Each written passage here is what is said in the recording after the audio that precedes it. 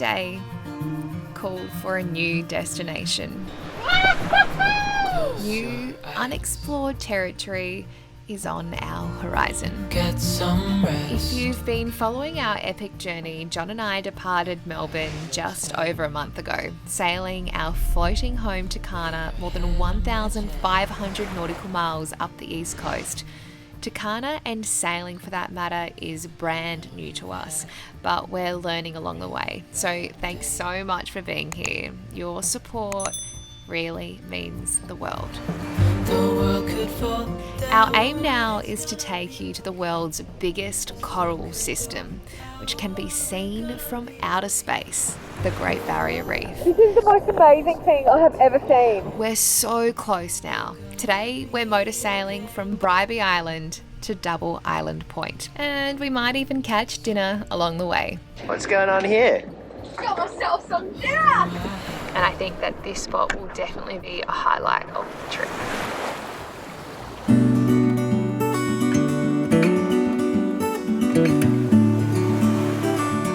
It's going to be a big day.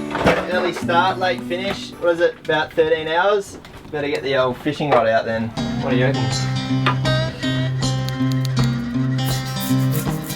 What's going on here? Got myself some dinner. On my 2-week-old fishing rod. My first ever fish. But things quickly went south. What happened? Oh no. What happened? You weren't here to help and then it all bunched up. John went for a pee, talk about timing. He left me to my own devices, and this is what happened. And it's a big bloody fish. Oh, god damn it. Okay, that was a bloody disaster. It went under the keel. I've stuffed the rod. John's had to take over. John, you're gonna have to bring him back this way so we can get him up the back of the boat. Yeah, got it. What is it? You're not going to gap him, are you? Yeah. Find out what he is first. Does he look edible? I don't know. Yeah, he's edible. We get those gloves. Sure you don't want to find out what he is? Nah, it's fine. Be careful, it's going to be poisonous. Woohoo! And quickly find out what he is so we work out whether to put him back or not. No, we can't put him back like that. We had caught a mackerel tuna. At this stage, I thought it was a prized fish. I mean, look at it. And we weren't going to provision for another 5 days, so this is really fabulous. We're very grateful. Turns out, naive too, we were about to make sashimi sushi. I just sent this to my dad. He'd be so proud. From a fish most people up here would throw back. We should have listened to John. Find out what he is first. Does he look edible? I don't know. Yeah, he's edible.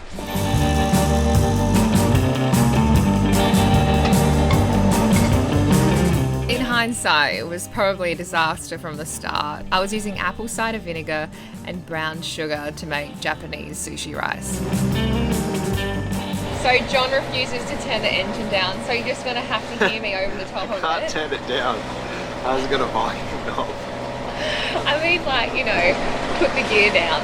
Anyway, I think there's a little bit of conjecture as to who caught this tuna mackerel, because my fishing rod, but I was sleeping at the time.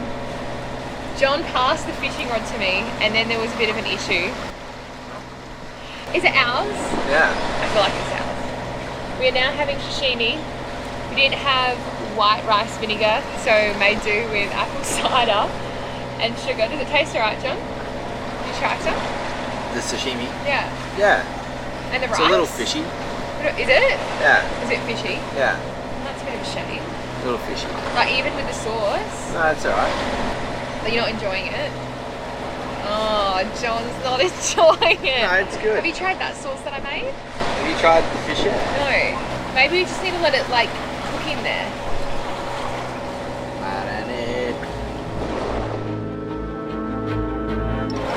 What do you think? I don't know, maybe it's because we saw it alive, the guilt. I've been wandering down the same road back into town, talking on the phone with you. Who knows what we should do? 'Cause Right now, we're approaching Double Island Point. What happened? I don't think there's any going back on this. I think this is ruined. Like, look at it. Despite the carnage. Well, today was a good day. We caught a fish, our first fish, and we made it here to Double Island Point. Of course, we had to motor today because there was no winds, and we're now very much into the dry season. So, as you guys know, we're desperate to make our way north. We can already feel that the temperature's rising. You can swim in that. Really? Yeah. I saw some dolphins over there. Yeah, it doesn't mean anything. Well, it could mean that there are sharks in there. The story is a lot of people believe that if there are dolphins, there are no sharks. They think that the dolphins fight the sharks off or something. But this is Double Island Point, part of Cooloola, which is the Great Sandy National Park. Around us, obviously, there are cats, monohulls, and powerboats. There are so many four-wheel drives just charging along the beach. This has to be the prettiest spot that we've stayed in by far. I mean, it's different. It's nice. What do you mean it's different? Well, it's like, so beautiful. Well, Hawkesbury was nice too. It was nice, but it wasn't warm. No. I feel like this is the first time where it kind of actually feels real. I thought it was the Gold Coast, but now I think this is it. This feels really remote. Feels like you've gone somewhere. Yeah, it feels like we've actually gone somewhere. And I feel like anchoring the boat makes us feel like we're a bit more in the wilderness as opposed to being in marinas. Admittedly, we are copping a bit of swell here though. A lot of the cats and the motorboats are able to go in the lagoon and take shelter, whereas we're a little bit more exposed here. So we are getting a few waves, but that's okay because they're gonna rock us to sleep tonight. We're pretty tired.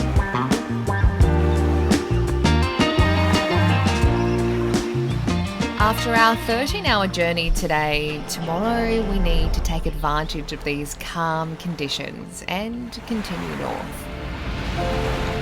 Over the course of an hour, we're going to be crossing the Wide Bay Bar, a notorious passage. We don't know it yet, but this is what we're in for tomorrow.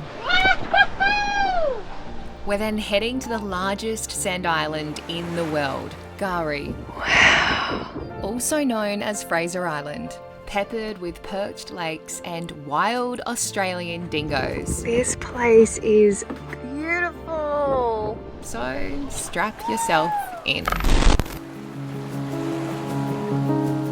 Good morning. John's looked outside and all these boats are packing up and leaving.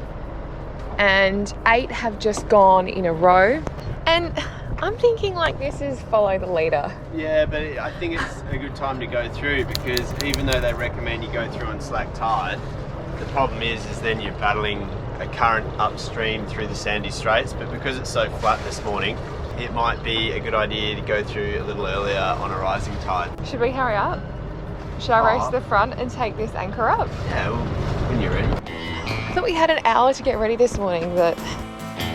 Oh, and last night, I'll tell you what happened. We just had the snubber on the one cleat and I don't know, I just didn't feel comfortable having all that load on that one side.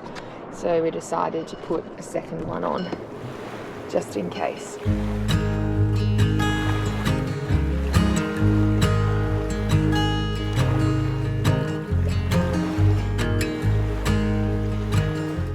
Have you heard stories about this place before? Well, yeah, it's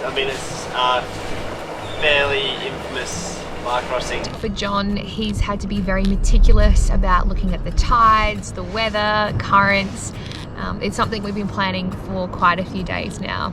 This is just very long, so you're in the bar for a mile or so, and there's breakers all around and basically confuse sea for at least a mile. That's when we came up with the idea to send up the drone. We thought we could get a bird's eye view and check out the conditions ahead. They go.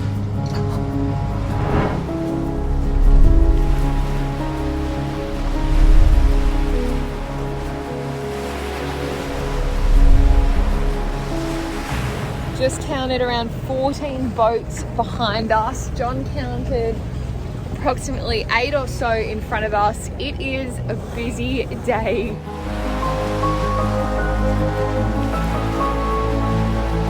The exercise was extremely helpful, but what goes up must come down. I'm not putting the glove on, it stinks. Oh, are you serious? The glove stunk of fish from the day before. Do you think I should? Swell.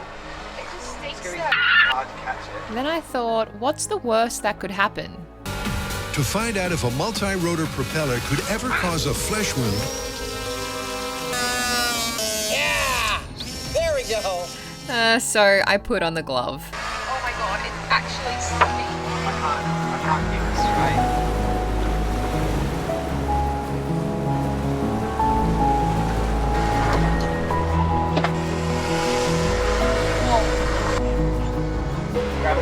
Grab it. Disaster averted. So it was a good idea to put the drone up, right? It looks pretty sketchy, but the thing is there's a sandbar between the breakers and the boat, so it looks really bad, but it's actually probably not that bad at all. As we queued up to cross the bar, we could see boats ahead of us getting tossed around like toys. Jeez, look at him. And this was considered to be a good day, hence the queue. Boaties had been waiting for these conditions for days. Here we go.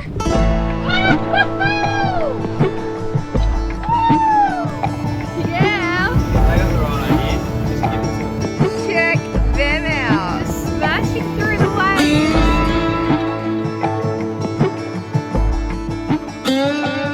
I really think these tethers are a bit overkill, John. But the captain insisted we wear them and put the washboard in place. He's a good captain. Safety number one. To be fair, this is why we're alive. I feel like if I was captain, we would have died ages ago.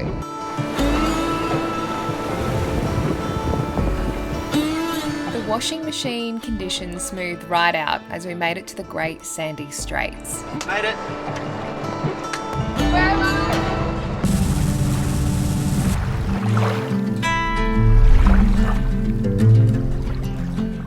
As we made our way to Kgari's Anchorage off the largest sand island in the world, I thought I'd try and cook up that fishy fish we'd caught earlier.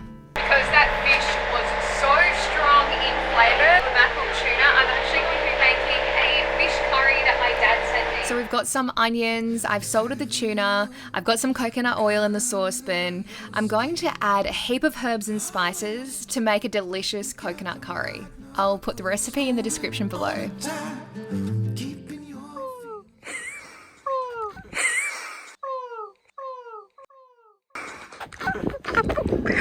120 kilometers long, spanning 184,000 hectares. This place is beautiful. This is Kgari. For years, it's been called Fraser Island, and technically, according to the map, it still is. But things are changing. This happened literally just a few weeks ago. Tears as formerly Fraser Island was restored to Kgari on the World Heritage List, as it's been known to traditional owners forever. It's just so emotional.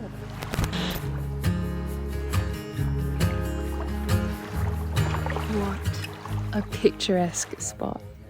John and I are just taking a moment to do some fishing here, and this guy's just come over to say hello.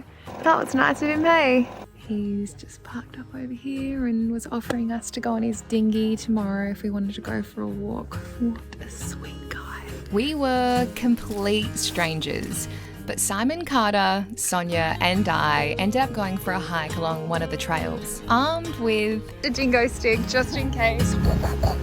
We didn't see any dingoes, but almost stepped on a python. You can go right up to it. It won't come back. Really? Can we prod it with our dingo stick? No, I wouldn't prod it. So tempting, but it was so enjoyable to meet new people and learn about the wildlife and ticks. I don't know if that's a person or a dingo, right? They're pushed through there and they drink there, right? Oh. All right. Now, if it's a dingo, the ticks will drop off so they can get the next dingo. Oh, Okay. smart little things. Hey, well, they are. We know their nature. You know what I mean? The sailing community is pretty phenomenal. With our tender still on the bow, Sonia even ended up dropping me back off to Tucana. Oh, that was so fun. Oh, I'm glad you Oh, I am absolutely soaked. see that. That was wild. Did you have a nice... Oh, I leave for literally 2 hours and you're pulling the boat apart. Coming up next, the calm before the storm. Oh, look how close they I are. suppose the thing is they don't react the same way.